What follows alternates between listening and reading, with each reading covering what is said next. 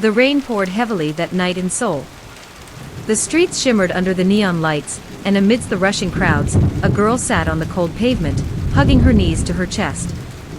Her clothes were damp, her hair clung to her face, and her eyes, though filled with exhaustion, still held a flicker of defiance.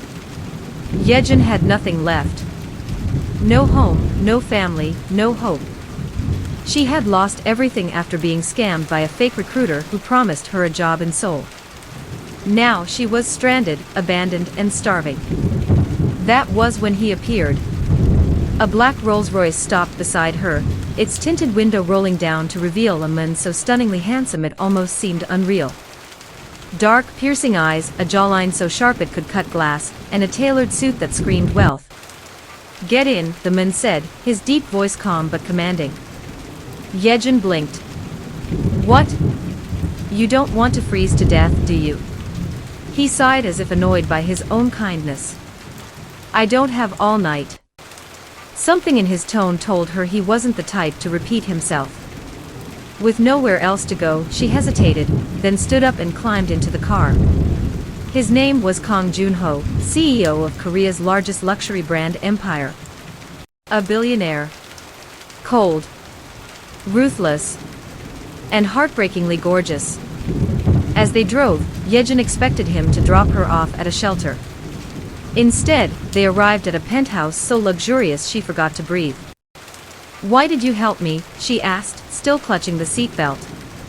Junho leaned back, watching her with an unreadable gaze.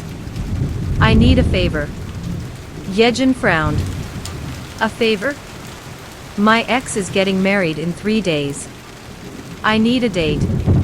She scoffed, thinking he was joking. "You want me, some homeless girl, to be your date to a billionaire wedding?"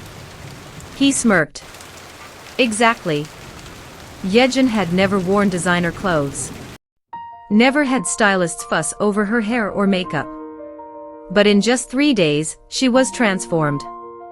Dressed in a silk champagne-colored gown, her once messy hair now cascaded in soft waves, and her radiant beauty stunned even the professionals. Junho inspected her with a slow nod of approval. "Perfect." She swallowed hard. "I feel different."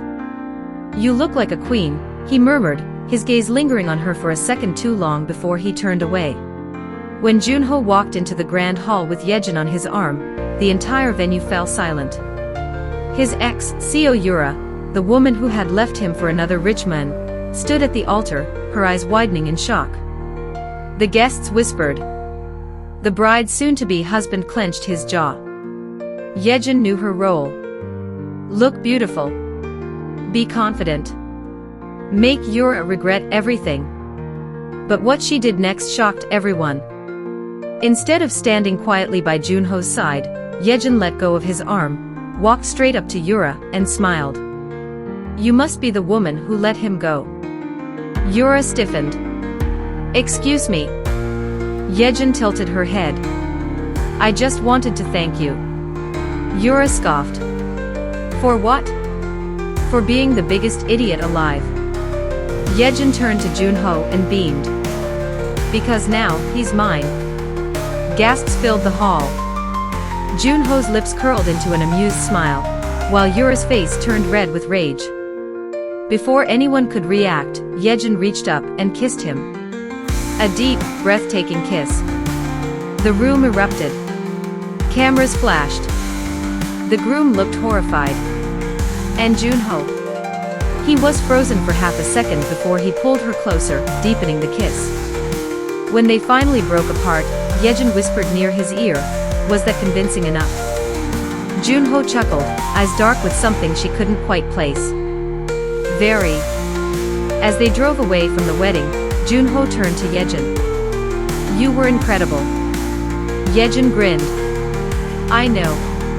He laughed, a rare, genuine laugh that made her heart skip.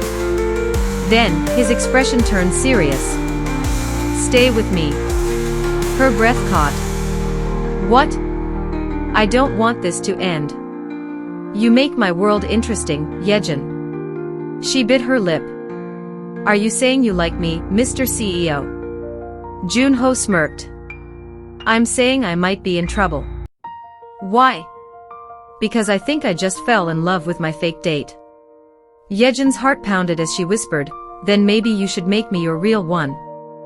They both gazed into each other's eyes. And in that moment, Yejin realized she wasn't homeless anymore. She had found her home in him. Junho didn't just give her a temporary place to stay. He gave her a life, a future, and an empire to rule by his side. A year later, at the biggest wedding Seoul had ever seen, Yejin walked down the aisle, not as a homeless girl, but as Kang Junho's bride. When they exchanged vows, Yejin could see it in Junho's eyes. A sincere man willing to grow old with her. She knew it was forever. A beautiful forever waiting to unfold for both of them. The end.